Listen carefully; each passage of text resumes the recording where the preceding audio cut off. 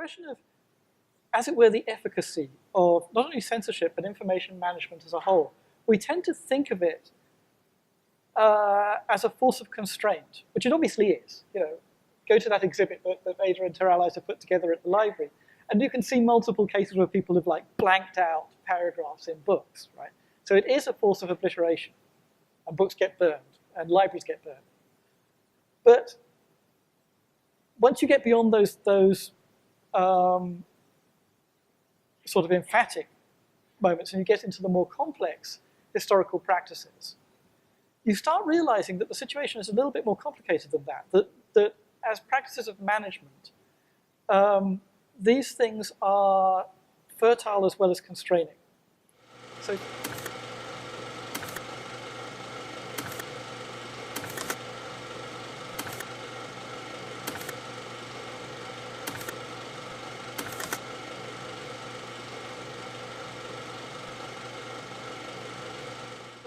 one of the questions is, beyond just constraint and destruction, how is it that the practices of management like this have actually shaped the production and the reuse of literary, scientific, religious, political works? Censorship is always partly about law, partly about technology, and partly about culture, and what people do and how people do it. And the way all three of these things operate, any one of them by itself can to some extent create censorship, and any one of them by itself can to some extent make censorship toothless.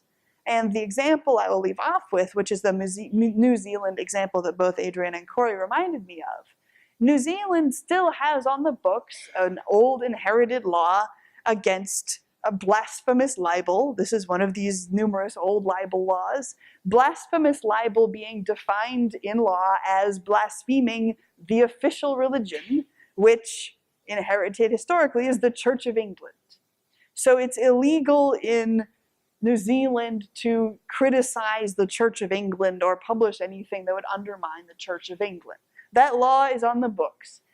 It has been enforced once in the history of New Zealand in one legal case in the late 1920s, because the culture isn't there wanting to implement this form of censorship, even though the law is there. Lawrence Lessig, who is one of the leading cyber lawyers of our age, and Lessig talks about how the world is regulated ultimately by four forces: code, which is what's technologically possible; law, what's legally permissible; norms, what is socially acceptable; and markets, what's profitable. Activists of all stripes, or policy entrepreneurs of all stripes, people I agree with and people I disagree with, use a blend of these four levers to try and move the world. So if you can't get a law passed to prevent an activity that you disapprove of, you might organize a boycott and use markets to prevent an activity that you disapprove of. The Ministry of Truth, as Orwell describes it,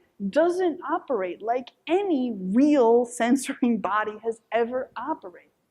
He depicts an incredibly well-funded, centralized system with unlimited resources and a clear multi-decade vision of exactly what it's setting out to do. And at this point, we will have deleted these words from the language, and at this point, we'll have deleted these words from the English language as we advance toward our consistent and unchanging long-term goal. And the closer you get to looking at real censoring bodies, the more they're never like that. The more they're always cutting corners because they don't have enough staff. The more they're constantly changing. The more they're almost always improvised suddenly in response to a perceived crisis. Oh no, there are communists. Quick, make something to deal with it. You're going to see in the very front case some issues of the Maroon from 1951, at a moment at which the Maroon, our Maroon, the student newspaper here, was censored. Specifically what had happened is, this is during the Red Scare, and during the summer the student editor of the Maroon went to East Germany and attended a communist youth rally in East Germany, and then returned to Chicago. This was a PhD student, by the way.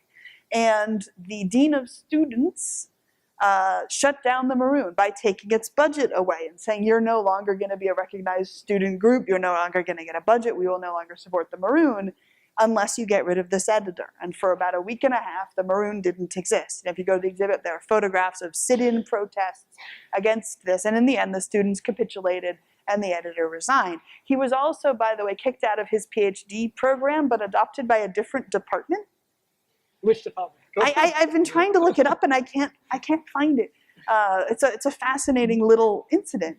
And this is at the same point that UChicago is refusing to fire its communist faculty, even though huge pressures from the state and from the general public are trying to get UChicago, like all of the other universities at the time, to fire its communist faculty. So we're seeing inconsistency within the university itself, in which some departments, some administrators are exercising things that are censoring and others are not. Now, the budgeting system for student clubs was never intended for censorship. Neither was the PhD admissions system.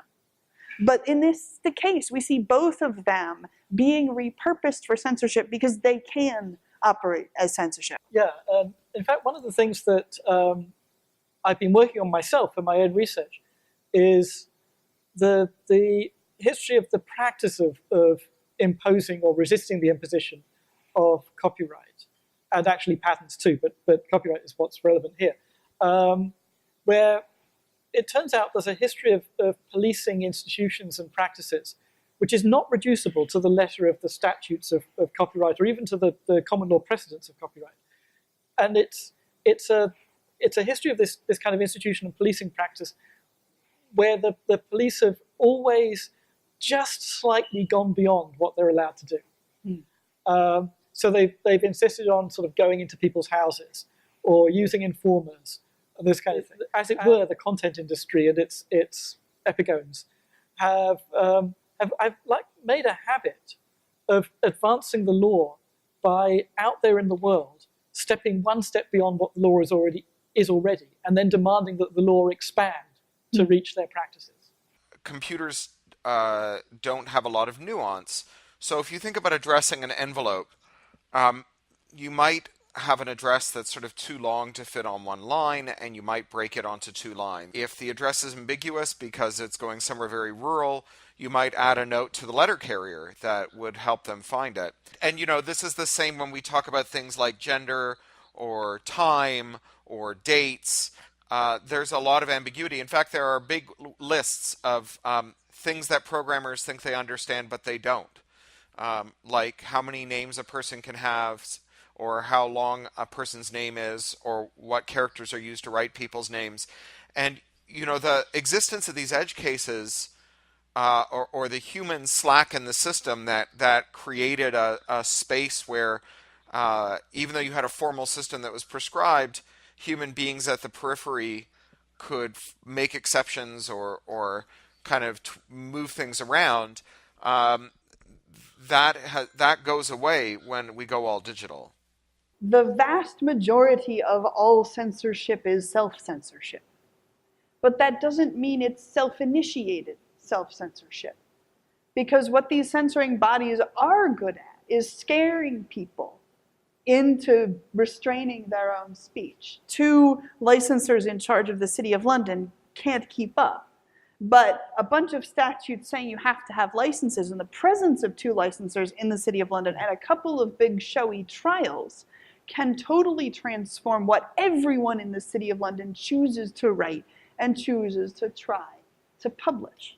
One question that people often bring up in the context of major infamous censoring efforts, such as the USSR's censoring effort, or indeed the Inquisition, is did it succeed or did it fail? And if you use as the metric, did it obliterate the idea that it was targeting, you would always come up with fail in almost all situations. Very few censoring efforts ever since the development of print have succeeded in eradicating all forms of a thing. So let's look at the trial of Galileo, for example. Did it succeed? Well, certainly we all think that the Earth goes around the sun. So in that sense, no. But the condemnation of Galileo made Descartes withdraw from publication a treatise of radical philosophy he was about to publish, and sit there for years revising it and making it much, much, much more Catholically orthodox before putting it out. And it's Descartes' work that's the foundation of later work, that's the foundation of later work that influences all Western-derived thought. So in that sense, it succeeded. It transformed what happened through causing self-censorship. What do we have to say about something like the sociology of knowledge itself? How is knowledge produced under constraint? And is there a sense in which we can say meaningfully that what we know about the world is a product partly of these systems?